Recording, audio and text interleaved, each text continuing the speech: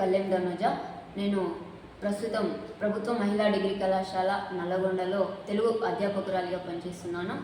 నిన్న జరిగిన ప్రపంచ క్రికెట్ మహిళా జట్టులో మన దేశం గెలుపొందినందుకు నాకు చాలా సంతోషంగా ఉంది.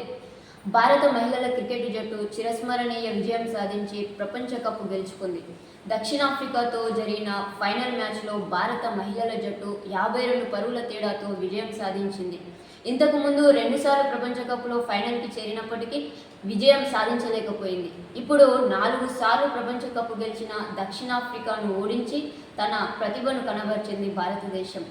భారత జట్టులో ఉన్న 11 మంది ప్రతి అడుగులో వారి వారి ప్రతిభను కనబరిచినారు.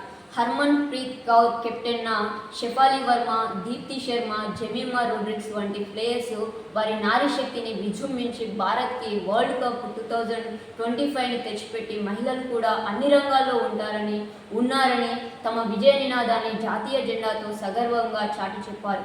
నేను ఇంత గొప్ప భారతావనిలో జన్మించినందుకు నేను చాలా గర్వంగా ఫీల్ అవుతున్నాను. ధన్యవాదాలు.